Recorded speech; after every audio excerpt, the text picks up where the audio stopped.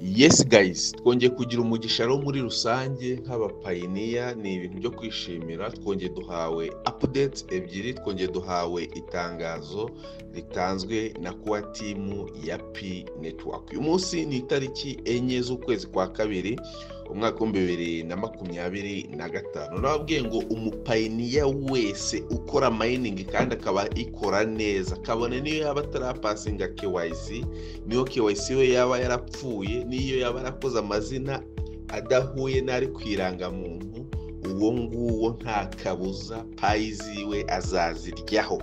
Izi ni update ebyiri zitanzwe na kuwa timu ya P Network.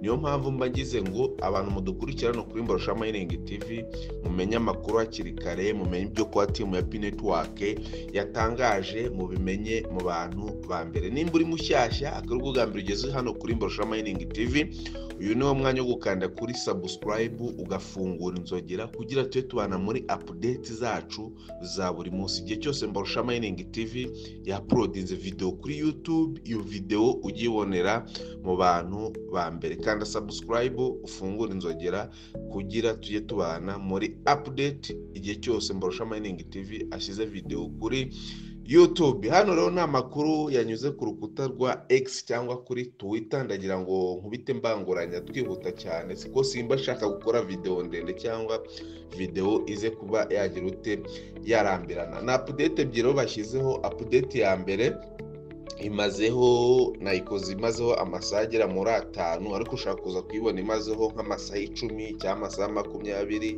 cyangwa umunsi wose bitewe n'igihe ugize ute uyiboneye. Okay, update ya mbere kuwa timu yanditse ngo we recently announced 2 updates about the KYC name mismatch and small phone number tap change features. These updates focus on allowing real pioneer to update their information and the potential progress in the KYC process. Number update ya mbere, dive deep into the significance of those updates and how they can potentially help and block your KYC applications. Iyi ni update ya mbere. Mu by'ukuri kuwa timu ya P Network irabizi neza 100% kari abantu bafite amakonte adahuye n'amazina yabo. Ku bantu bafite amazina adahuye, iyo ni update ya mbere. Icyo ngicyo kuwa timu ya P Network irakizi, kandi niyo update isohoye uyu munsi ku itariki 4 z'ukwezi kwa kabiri umwaka wa 2025, ivuga ko bamwe bafite amazina adahura n'ari kwiranga muntu. Ugasanga wenda umuntu izina ryiwe nyakuri afite ku cyangombwa kiranga muntu cya kuri passport cya ku ruhushya rwo gutwara ikinyabiziga, ntabwo ari ryo zina yakoresheje afungura P Network. Ugasanga birahabanye, kandi ntabwo bishoboka ko yakora KYC ngo ibe yakunda, cyangwa kuwa timu cyangwa abamarishati kuwa timu ibe yagira ute yayaprova, ntabwo bikunda.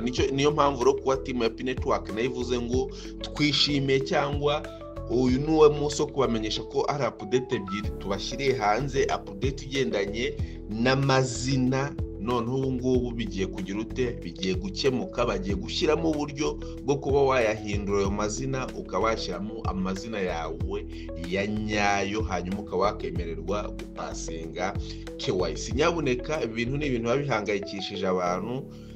Wabyumva neza wenda yarakoresheje amazina adahuye n'ari kwiranga muntu yawe, ariko bamwe namwe barahangayitse ati ngewe ntabwo nzagera kuri open mainnet, ngiye guhindura amazina byaranze, nabuze aho nyura, nandikiye kuwa timu ntabwo baransubiza. Kuwa timu ya P Network ubwayo ije kugira ute kukikemurira icyo kibazo. Ndetse n'ikibazo cya phone number cyo ni ibisanzwe, nubwo nayo yakigarutseho, ariko ngira ngo phone number guhindura umubare birakunda, nk'imibare 2 birakunda. N'uyu munsi wa none yukoze update ugacenginga phone number birakunda. Niyo ushaka guhindura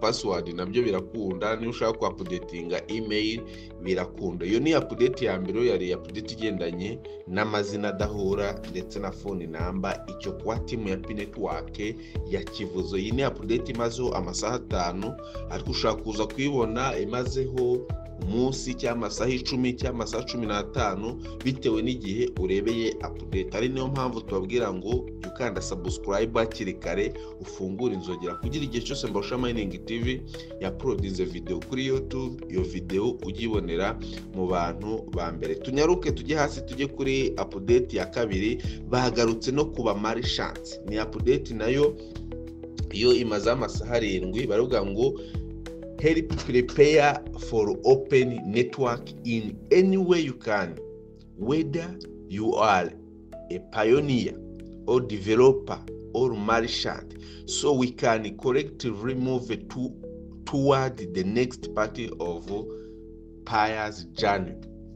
How can Pi community prepare for open network? Iki kintu nanone bakigarutseho, iyi ni update bagarutseho uyu munsi ku itariki 4 z'ukwezi kwa kabiri umwaka 2025. Kuba team ya Pi network yagarutse ku iki kibazo ivuga ngo niyo waba uri umupioneer cyangwa umumarchant cyangwa umu developer, kora ibi bintu byibura tugere kuri open mainnet hakiri kare. Nabwiye ngo kugera kuri open mainnet ni ngewe ugomba kubigiramo uruhare, ni wowe, ni bagenzi bawe, ni muri groupe za WhatsApp duhora duhuriramo, ni ku ma YouTube, ni kuri za Twitter, za Telegram. Twese nka community ya Pi network muri rusange cyangwa nk'abanyamuryango babarizwa mu mushinga wa Pi network, twese tugomba kubigiramo uruhare. Aho bagarutse kuba pioneers, bagaruka ku ma merchants, bagaruka no kuba developers. Okay,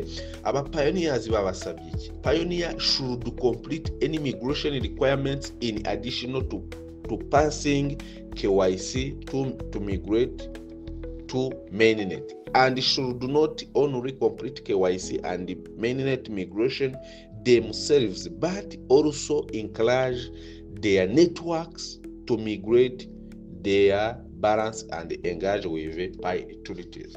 Pioneers cyangwa we bagusabye iki uri kumva iyi video? Ikintu bagusabye mbere na mbere, banza wite kuri account yawe, urebe ko mainnet checklist yose wayujuje, urebe ko wapasinze KYC, urebe ko wapasinze liveness, urebe ko wahawe migration. Ibyo byose nubirangiza, hanyuma wibutse na bagenzi bawe, inshuti zawe, team yawe nimba uyifite nayo yibutse ipasinge KYC hakiri kare. Nimba ari liveness asabwa gukora ipasinge, arebe ko mainnet checklist yuzuye neza yahawe na migration, kugira tuzagerane kuri open mainnet byoroshye. Bagarutse no kuba merchant nanone, bavuga ngo merchant should integrate Pi and explore various ways of selling their products in local and online commerce via the Pi ecosystem. Bateguje aba merchants cyangwa abacuruzi cyangwa abantu bazagura, bazemererwa kugurisha Pi mu bicuruzwa, bati mwe mwitegura mushyira ibicuruzwa byanyu ku murongo, murebe ko n'amapplication yanyu ari updated, kugira igihe cyose open mainnet izabibaye muzabe muri tayari guhereza abakiriya ibicuruzwa, nabo bakabahereza amapayi. Bagarutse no kuba developers, aho babwiye ngo developers should put finishing touch on their apps and apply to migrate their apps into mainnet when ready. Bagarutse no kuba developers bavuga ati nyaboneka ni mukora imirimo hakiri kare mu birangize, kugira twinjire mu muyoboro ufunguye w'umushinga wa Pi network. Nkuko mubibona rero ibintu birashyushye, aho kuba team ya Pi network irekora updates ebyiri icyarimwe, igaruka kuba developers, igaruka kuba pioneers, igaruka kuba merchants,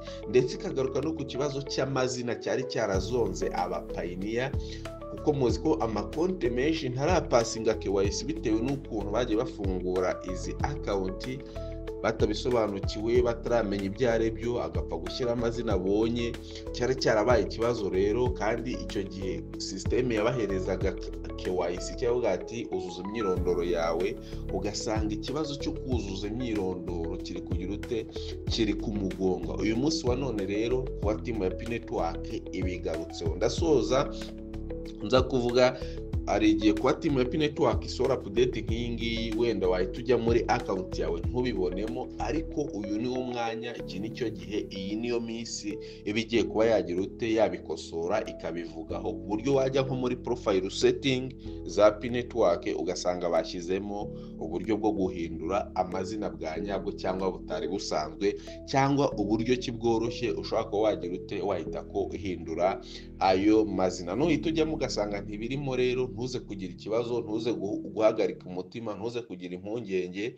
Hari igihe muhita muvuga ati Mbarusha Mining TV yatubeshye, ibyo yavuze ntabwo byabaye, kandi mu by'ukuri ni amakuru yitangarijwe na kuba timu ya Pi Network. Icyo usabwa ni uguhora uri ku murongo, uguhora uri online, ugasura account yawe byibura inshuro 3 ku munsi, ukanareba ko utinjiriwe. Ndi gusoza, mbashimire cyane, mukomeze mukande subscribe hano kuri Mbarusha Mining TV, mufungure inzogera kugiye tujye tubana muri update zacu za buri munsi. Ciao ciao, ndabakunda cyane.